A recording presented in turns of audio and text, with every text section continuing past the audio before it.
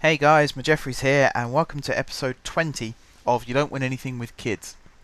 Now, in the last episode, I showed you us playing against Staines, where we demolished them in the first half, and then basically contained them in the second half, which was a bit boring. There we go, go back to the screen. Drewson scoring twice, and Johnston scoring as well. For those two, it was a terrific match. Thompson, I think it was, went off injured in the second half. And there's a few little niggles that were picked up. In the episode before that, episode 18, we looked at signing David Stevens. And hopefully, it hasn't said he's rejected us yet. So, things are looking promising still. Haha, the sack race, I like that. BBC Sport predicts sack race, and Marcus Gale of Staines, who I've just thrashed in the FA Trophy, he's on that list. Bromley sacking their manager, that's what's brought all that about. We see off Brave Staines, Drewson on form, Calcutt makes professional debut. We got given 4k, so we're kind of making money, I suppose. All of these players who are getting recommended to me, you got players from Jermaine Easter who, they're rated pretty good if they're playing for teams like Millwall. Vatalias Maximenko. Answers on a postcard as to whether that's right or not. For Brighton. And then we've got Michael Woods of Harrogate. So you've got a very broad spectrum of players being recommended to me there. At some point I'm going to have to go through the list because we've got 1,508 players on Olivier's scouting list, never mind all the other scouts. Morgan pretty much recommending the same players. That's just a roundup of the FA Trophy, so we move on. More news that we're not really interested in about the under-21s and the under-19s. I couldn't give a hoot about them right now because I don't think any of my players are actually in them. Oh, that top news. Well, let's go for the third from top first. Bobo da Silva resumes full training. So he was out for 4 weeks with a sprained ankle. We definitely missed him in that midfield central role. The cam role. So yeah, to have him back is very promising. And then the news above that, Stevens set to sign for Jeffries United. So he's joined. And there he is. He's in. Fans' reaction? Not good, not bad. They are pleased to have acquired a player of Stevens' calibre and hope that his experience with bigger clubs serves the team well. So let's ask the captain to welcome him. Bobo. Get him integrated. There we go. It must be a bit weird if you turn up at a club at the age of 22 and your captain's 15. But that's the one slightly unrealistic yet almost comical bit about this team. Is the captain is so young. Right, Stevens to be unveiled by Jeffries. Mark Potter from The Guardian. I believe he was one of the ones featured in the Meet the Press video. You sit here alongside new signing David Stevens. Are you pleased to have got your man? I am delighted to be able to welcome David to the club. What impact, if any, will this signing have on the rest of the Jeffries United squad? I think it will be a lift to everyone at the club, yes. Are you confident that Stevens can produce when it matters in the big games? I certainly hope he can make a big contribution. You caught many people off guard with this signing. Was it hard to keep the deal under wraps? It wasn't that hard to keep quiet as everyone knew it was necessary for the deal to go through. That is very true because we are desperately short at centre-back. This signals your first foray into the transfer market during this window. Can we expect further activity?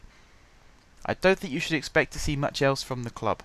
That's very true as well, because Stevens has been brought in as a necessity, rather than just we're splashing the cash to show how big a balls we've got.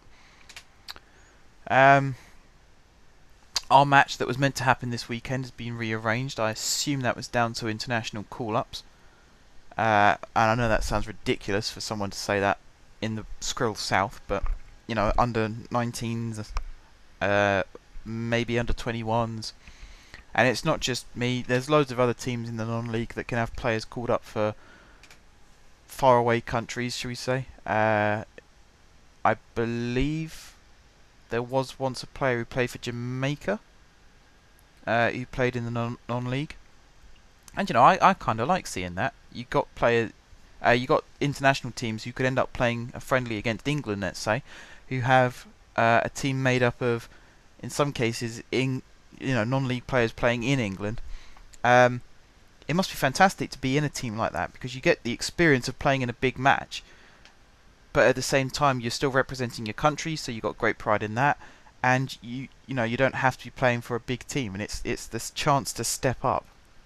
It throws you into the spotlight, and you might end up getting scouted by a big team. So there's nothing wrong with that at all.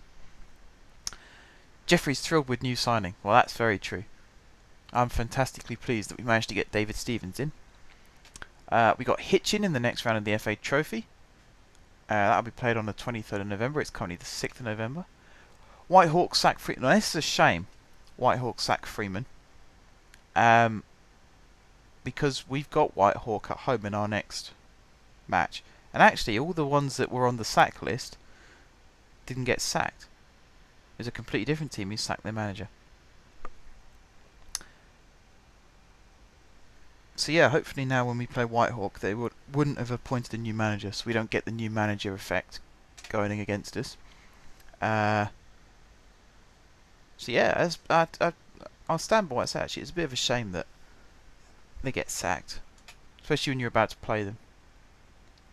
That's not good news. Bobo's injured again. He's got a chest injury. Only 9 to 11 days, but I think he's definitely out of the Whitehawk game. Whitehawk. That is actually, I remember seeing them. I think it was on 2013. I think it was, and they'd just been promoted into a league where you could play as them. And the first thing I did was start a new manager and start a career as them, because that is such a cool name for a team. Whitehawk. Fantastic name for a team. Right. Players called up for international duty. I'm going to do something that I don't normally do, and I'm going to ask them all to withdraw from the squad if they can. So players like Cartwright for the England under-19s, Frederick for the Australia under-21s, Francois for the France under-19s.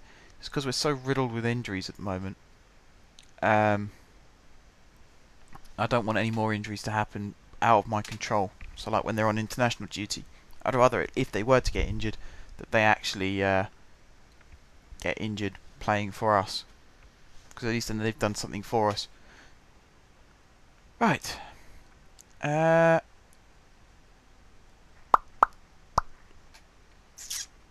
want to make anyone available for the under-18s for the same reason that I just said. Request Boreham Wood versus Jeffreys United postponement. Hang on, let's focus on this first. Who is this? You are rubbish. Go away. Right. Do I postpone the match? We're missing Villa, Delamond and Carigna. Oh yeah.